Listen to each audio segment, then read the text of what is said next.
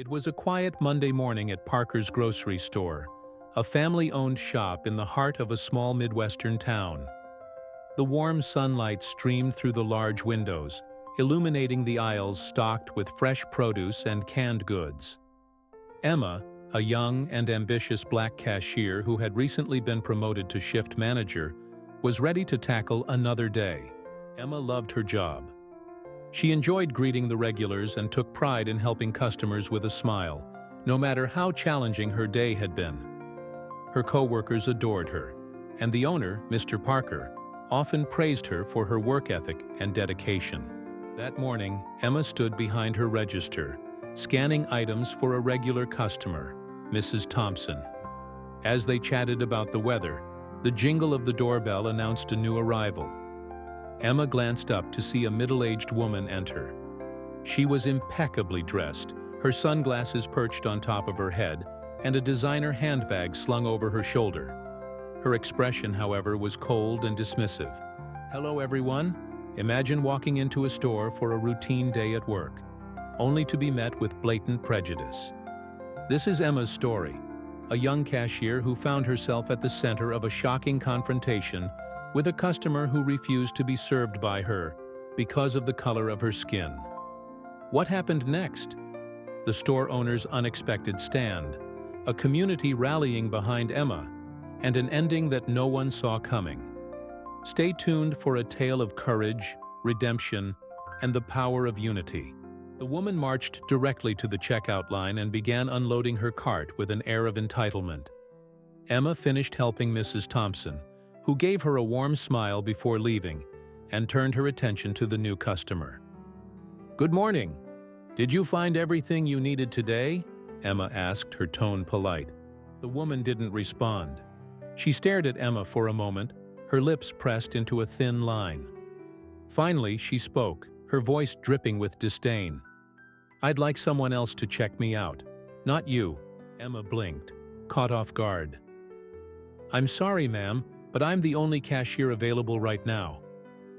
The woman's eyes narrowed. "I'm not comfortable being served by you. Surely there's someone else." Emma's stomach tightened, but she maintained her composure. "I assure you, ma'am, I can assist you efficiently." The woman crossed her arms. "I want the manager."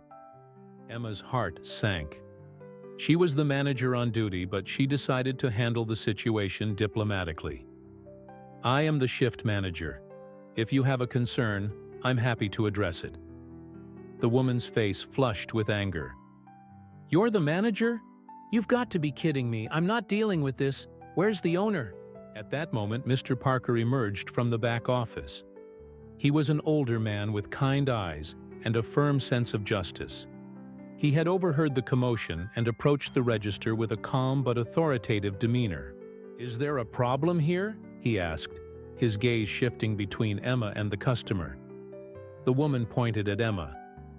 "I don't want her checking me out. It's nothing personal, I just prefer someone else." Mr. Parker's jaw tightened.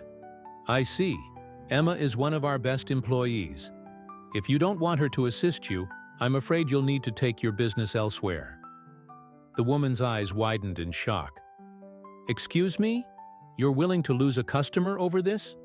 Mr. Parker nodded firmly. "Absolutely. At Parker's Grocery, we do not tolerate discrimination of any kind. Emma has done nothing wrong, and I will not stand by while she is treated unfairly." The woman's face turned red with indignation. "You'll regret this. I'll tell everyone about the terrible service here." Mr. Parker didn't waver. "You're welcome to do that, ma'am. Have a good day." Humiliated, the woman huffed and stormed out, leaving her cart of groceries behind. The store fell silent. Emma exhaled shakily, feeling a mix of relief and gratitude. She looked at Mr. Parker, who placed a reassuring hand on her shoulder. "You handled that with grace, Emma. Don't let her ignorance get to you." As the day went on, word of the incident spread among the regular customers. Many came up to Emma to offer their support and commend Mr. Parker for standing up for her.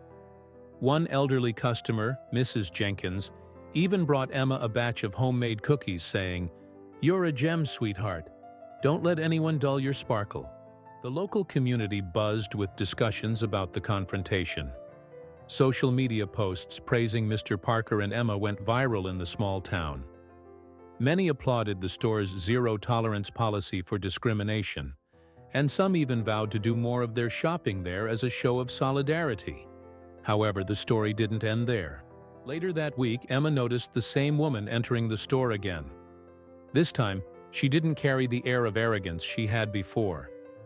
Her movements were hesitant, her eyes scanning the store nervously. To Emma's surprise, the woman was holding a bouquet of flowers. The woman approached Emma directly. "May I speak with you?" she asked tentatively. Emma hesitated but nodded.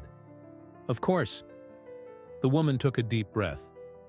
"I've been doing a lot of thinking since I was here last. What I did was wrong. There's no excuse for my behavior.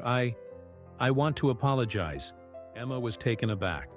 She studied the woman's face and saw genuine remorse. Her once hardened expression was replaced by vulnerability. For a moment, Emma didn't know what to say. "I was raised in a way that made me think certain things were normal," the woman began, her voice shaking. "But my actions were inexcusable. After I left here, I couldn't stop thinking about how I treated you. It was hateful, and I'm ashamed." She extended the bouquet of flowers. "I hope you can forgive me. I'm trying to be better." Emma looked at the flowers, then at the woman's trembling hands. She felt a mix of emotions: anger, compassion, and a cautious hope. Taking a deep breath, she accepted the bouquet. "Thank you for saying that," Emma said gently. "It means a lot to hear you acknowledge what happened. We all make mistakes. What matters is what we do to grow from them."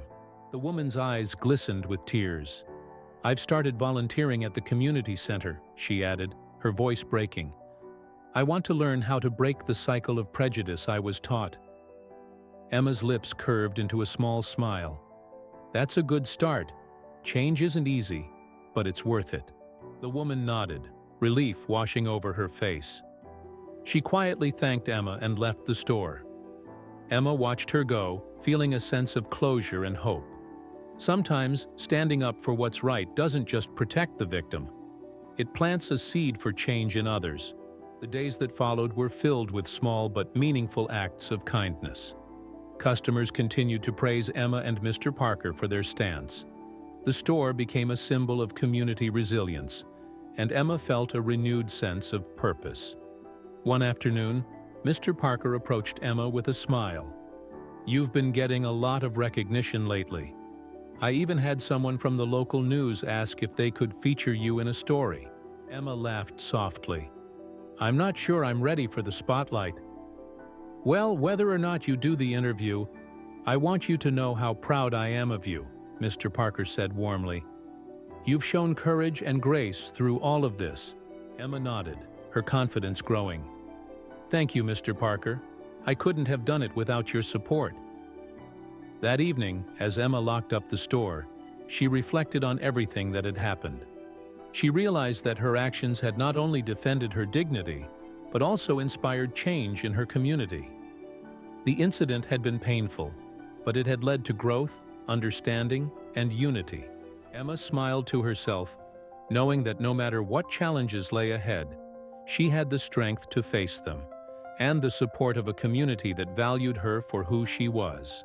And that's the story of how courage, compassion, and standing up for what's right can make a difference, not just in one person's life, but in an entire community.